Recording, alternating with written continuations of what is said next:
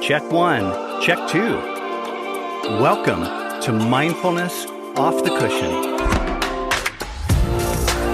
If you're familiar with the challenges of living mindfully and are looking for help in your daily dance with suffering, our goal is to be a resource for you. So let's jump straight in to Mindfulness Off the Cushion, brought to you by the Austin Mindfulness Center. Hello, world, and welcome to our inaugural podcast episode of Mindfulness Off the Cushion. I'm joined by our three co-hosts, Christina Filburn, Patrick Harris, and Claudia Mariantos.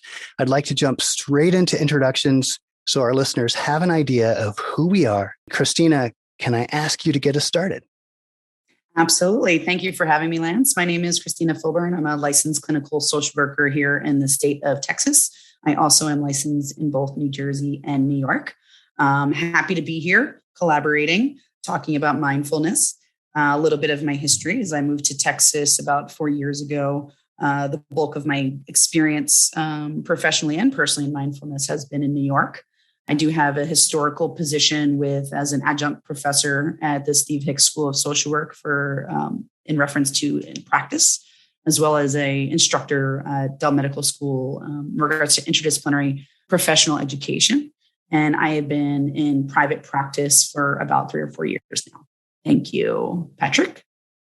My name is Patrick Harris. I'm a licensed professional counselor here in Texas. I split my time between private practice. I'm also an adjunct professor of psychology at Houston Tillotson University. I also practice clinical hypnotherapy and tobacco cessation. Got that training through Rutgers University's anti-smoking campaign.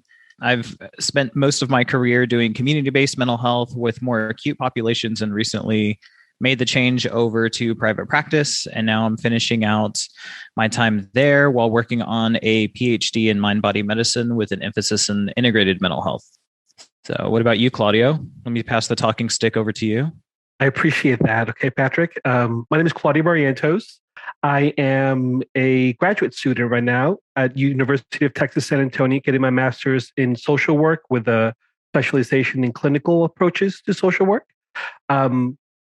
I guess the mindfulness seed was planted back in 1999 when I took my very first course in mindfulness at Presbyterian Hospital in Albuquerque, New Mexico. That course was taught by James Duvall, who comes from the Jon Kabat-Zinn School of Mindfulness. About 11 years later, I moved to Albuquerque, New Mexico, and became immersed in a 2.5-year teacher training program through the Mindful Center. James Duvall and Michelle Duvall, the daughter of James Duvall, were my instructors during those 2.5 years.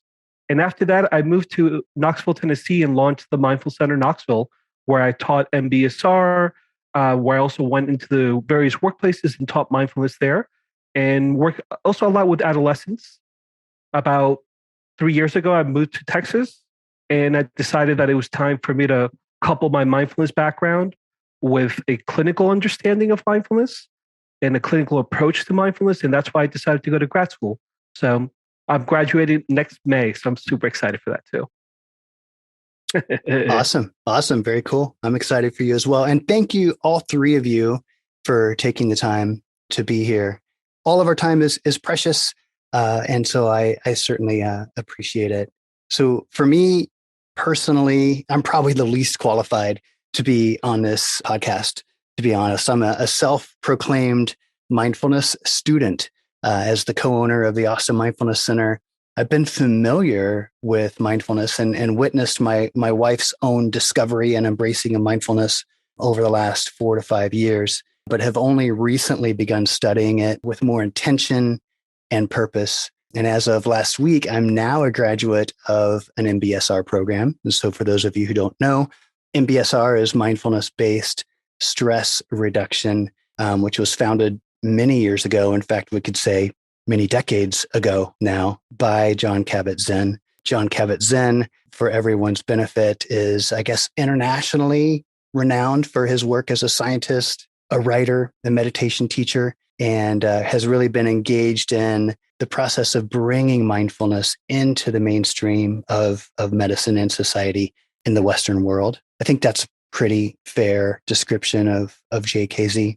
And just to wrap up my own experience, so over the last 3-4 months going through this MBSR program, I've developed a formal daily meditation practice, which we're going to explain a little bit more in this episode, and have candidly, genuinely experienced a notable, softening of my own character and or being, if you will, and an improved ability to roll with the bumps in the road without getting set off. Having said that, the $10,000 question is, does the world need yet another podcast? What the heck are we doing here? And are we really going to provide enough content or enough interesting, useful content to the world at large to really be of value? Anyone want to take a stab at that? I would say it's a good time, like a lot of other people during COVID, to present a podcast, not because we are bored and just feel like doing something else and be task oriented, but instead be able to be practical about sharing some really helpful skills that are not only useful off the cushion, but without a pandemic, but also I think, especially during a pandemic, I think now more than ever, MBSR, mindfulness-based stress reduction, or mindfulness in general, has been a really nice asset to help us with any sort of existential question, or what are we doing here, or how are we feeling about these things, and how are we being? So I think what our podcast can provide, that in addition to the podcasts that already exist, are our individual experiences, our connectedness to mindfulness, and our individual perspectives, molding it together to make a sort of mindfulness cocktail or mindfulness soup that could be presented in a different way that could be helpful to additional audiences. Yes, there is a place for this podcast in the ecosystem of podcasts out there. I think there's also a place for this talk of mindfulness in the vast industry that mindfulness has become in the last 10, 20, 30 years. I think the most important thing that we can do as individuals, and I have to say that I've relatively new to all three of you, but one thing that I sense is an authentic desire to express ourselves and to express what mindfulness is and what it means to us, and how we can use this skill, modality, state of mind, whatever you want to call it, to help people. So as long as that's the mission, as long as that's the essence of what we're trying to do, then yes, there is a place for us here. And I want to keep it as engaging and fun as possible, because there is a lot of laughs to be had with mindfulness. I would say yes, in addition to my constant need of attention and just needing another platform to have people listen to the sound of my voice. I think where some podcasts, especially on mindfulness specifically, go wrong is that there's no diversity in either the hosts or the guests. A lot of them come from the same schools of thought, or come from the same trainings, or have read the same books, and there's not a lot of organic conversation that comes out of that. It's just reaffirming things that everybody on that podcast already knows. So here we have somebody that's a student and somebody that has been trained independently. And even though we have two therapists, we have two different therapists. We're both therapists by trade, but I'm an LPC and Christina's a LCSW, right? A social work background. So even though we're both providing psychotherapy, it's different trainings, different educational backgrounds, different understanding of the field, which is also going to blend into our uses of mindfulness, both clinically and personally. And this creates an interesting opportunity to look at a problem from several different angles. And one common denominator is that we all practice mindfulness personally. So outside of our professional experiences and professional applicability to these topics, we are all also individual practitioners. So I think that that also can be very welcoming to all practitioners of all walks of life for mindfulness. I'd like to take it back to something that Claudio said. There's room for laughter, or a role for laughter when it comes to mindfulness. And that takes me back to a podcast episode with Dan Harris, 10% Happier, when he was interviewing John Kabat-Zinn. And he said, this is very serious stuff here. I mean, you could argue this is life and death stuff. And so when you're in that type of space, in this type of circumstance where you're dealing with life and death stuff, humor has a role. Humor is very important. So I'm going to ask you guys, why will anyone ever listen to this? I mean, are we in fact experty enough? I know none of you want to be called experts. Is merely skillful good enough for the common day podcast listener? Well, my take on this, right? If we look up the very rigid, definition of expert, it's sort of like an authority. Obviously, in the spirit of mindfulness and the spirit of psychotherapy, or just in the world in general, even if we're not psychotherapists, it's really nice to create a world that is more comfortable and maybe softer when we take out a sort of superiority versus inferiority complex in regards to who is an expert or who is not. Of course, one could say, I am an expert because I have practiced X amount of hours, and that's okay. And some people like to hear that, and I think it's helpful. And then there's the other part of it of where I want to loosely say that me, myself, I can say I identify as a lifelong learner, right? Learning is like this conveyor belt and it continues to move. And in regards to lifelong learners, for individuals who are unfamiliar with that term, it's the idea that I may or may not be a quote unquote expert. And even still, I keep acquiring new skills and capabilities, and I keep questioning or probing and optimizing any ideas I've had of mindfulness through my individual practice, through my practice with clients, and in the world in general.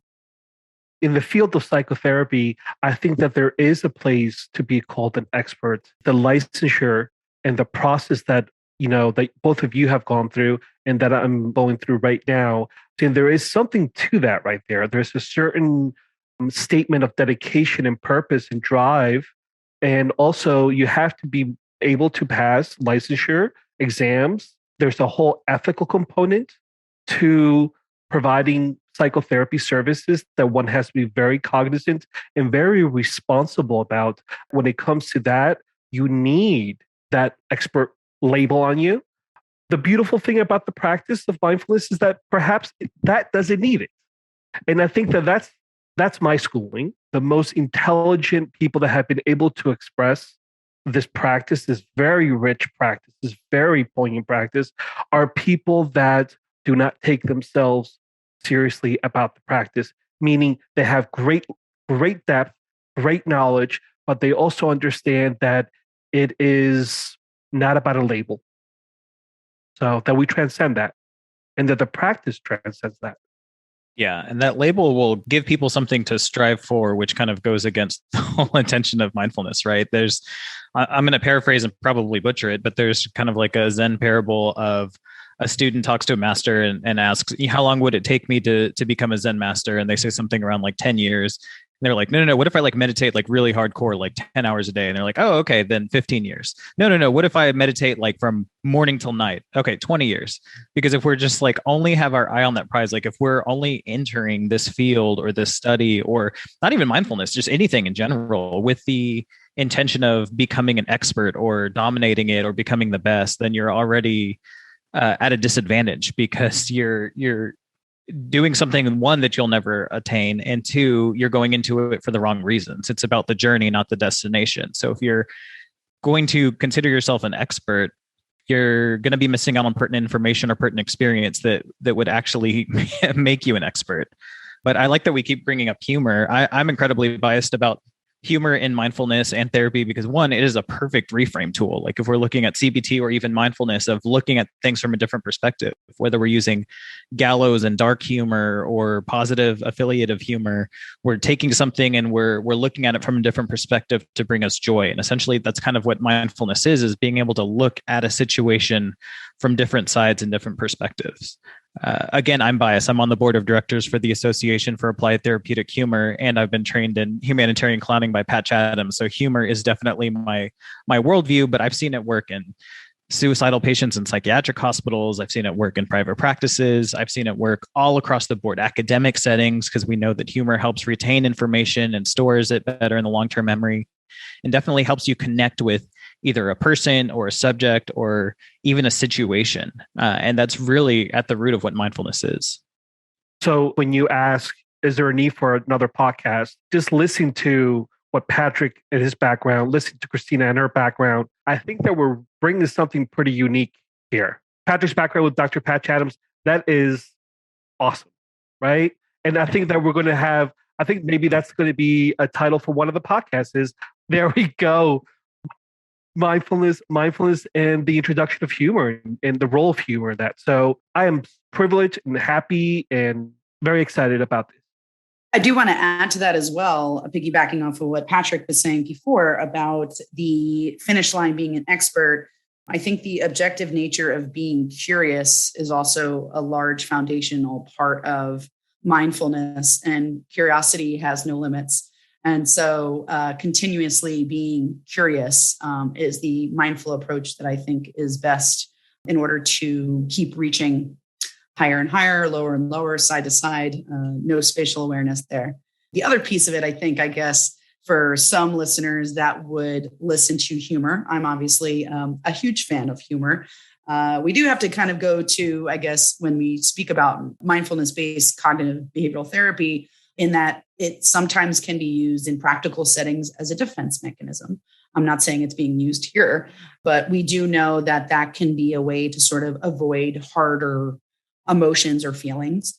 I still think that's okay to label it as such. And I think, Patrick is still being mindful of knowing those defense mechanisms, in addition to using that research to know the benefits of humor, but just wanting to point out the sorry to be the negative Nancy. Sorry for all the Nancys out there. The sort of ego defense of bringing humor in, sometimes inappropriately, or at some times when it is not wanted.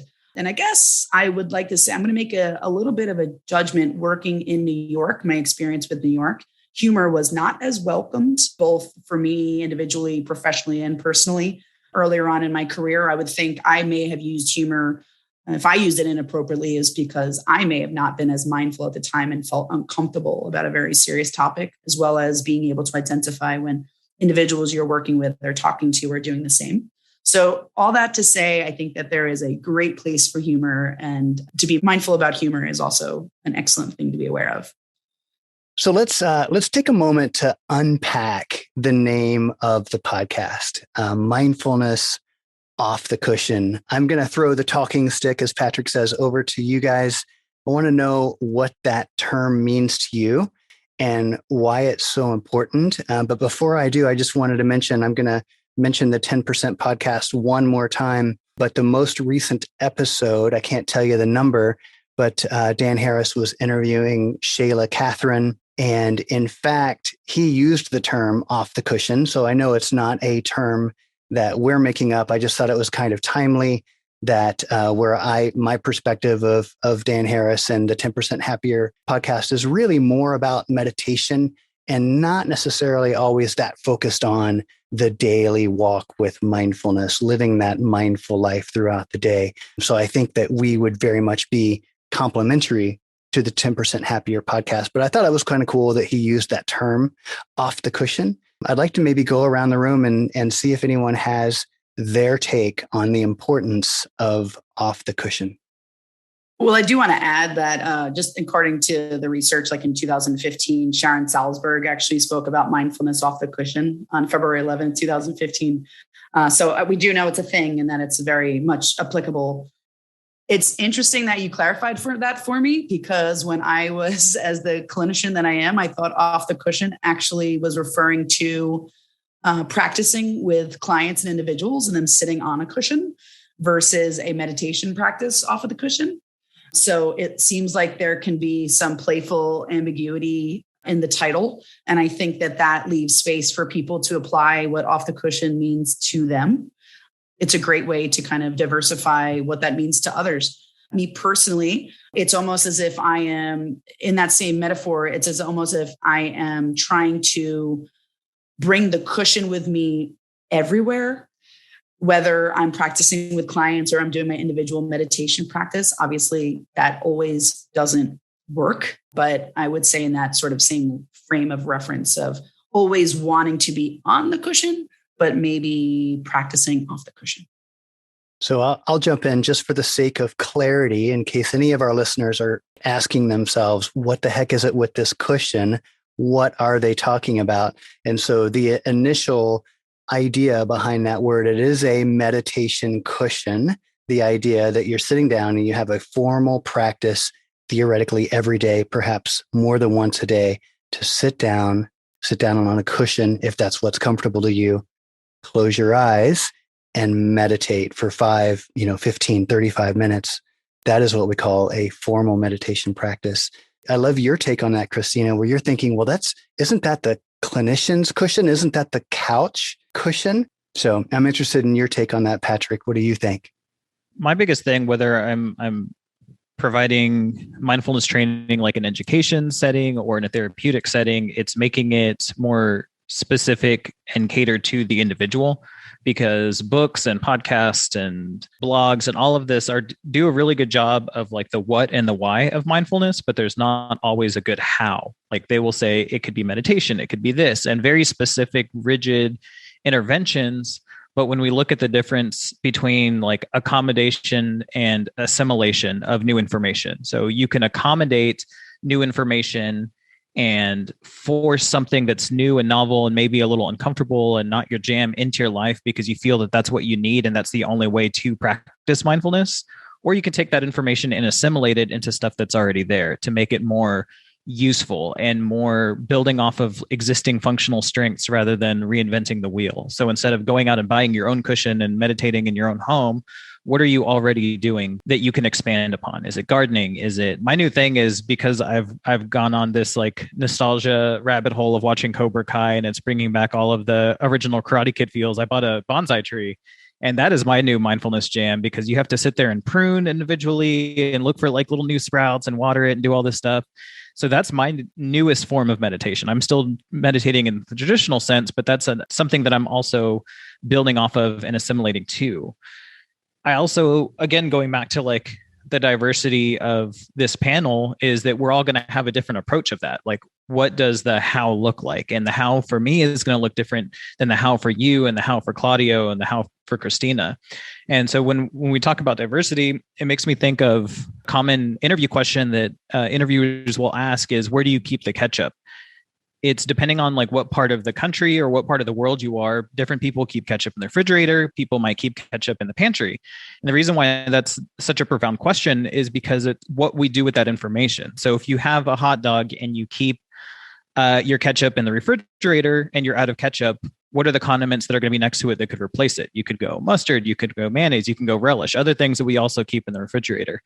But if we keep it in the pantry, what are we going to go? We're going to look at vinegar. We're going to look at seasonings. We're going to look at other opportunities that aren't necessarily going to be the same as for people that keep the ketchup in the refrigerator. So we're bringing in this diverse perspective on the same topic based on our own understanding and practices.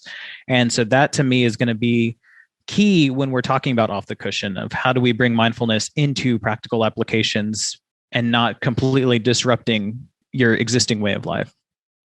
For our Eastern civilization folks, I don't know about y'all's traveling, but in Asia and actually where my family's from in Italy, they don't use ketchup at all. So I wanted to just point out the mindfulness around, at times I'm guilty of this too, this sort of like, I don't want to say ethnocentrism of what we know to exist in our realities and how other people relate to our realities. Because like I said, some countries don't use ketchup at all, but I didn't mean to undermine what you were saying.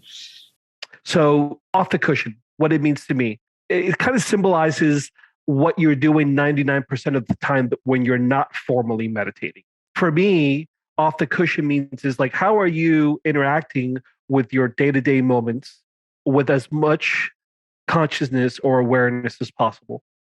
I think that there is a opportunity for all of us as instructors, teachers, psychotherapists to be able to make mindfulness accessible to everyone or to each individual in their own respective way. But at the same time, one thing that I have found is my off-the-cushion life tends to be informed by my on-the-cushion life. So there is a connection there, a coupling that takes place there, where if I find myself being on the cushion and meditating more frequently or for longer durations of time, it becomes easier for my off-the-cushion meditation or mindfulness life to be influenced or informed. So there's an interesting connection between the two. I think that it is possible 100% to dedicate much of your mindfulness practice off the cushion. And I think that there's a lot of validity to that. but I also feel that it's been around for 2,500 years for a reason, and there's nothing broken with it. And I think that there is a lot to be gained from sitting and knowing that you're sitting. This podcast is sponsored by the Austin Mindfulness Center, the premier mental health counseling center in Texas for mindfulness-based therapy, education, and coaching. If you're an individual or couple struggling with stress, anxiety, depression, relationship issues, or you're just looking to better equip yourself to gracefully navigate these turbulent times, you can visit us online at austinmindfulness.org and request an appointment today. Now let's get back to our podcast. And as an instructor, I find that there's going to be some people that want just the off-the-cushion experience, and that's beautiful. There's going to be some people that understand how the on-the-cushion experience feeds into the off-the-cushion experience, and that's beautiful too. There's also some people that just want the on-the-cushion experience, and that they use that as an escape from the everyday life. So it's interesting to see just how diverse the applications can be in that realm. And I think that's perhaps why the title is kind of cool, because it can mean a lot of stuff for different people, as we all have seen. And I believe it's safe to say that we're not purporting to say that there's one and only one right way to do it, or that if you don't have a formal meditation practice, you're doing it wrong, or if you mess up like we all do throughout the day and you find that you're not living mindfully, then we're not trying to say that you're doing it wrong. So let's end with this. We need to wrap up our first episode of Mindfulness Off the Cushion. I'd like to pass the talking stick to each of you and ask you for a takeaway. If someone is learning mindfulness, if someone is looking to deepen their mindfulness or meditation experience, what would be one takeaway that they can take with them from this first episode? I think the theme of today has definitely been approach with an open mind.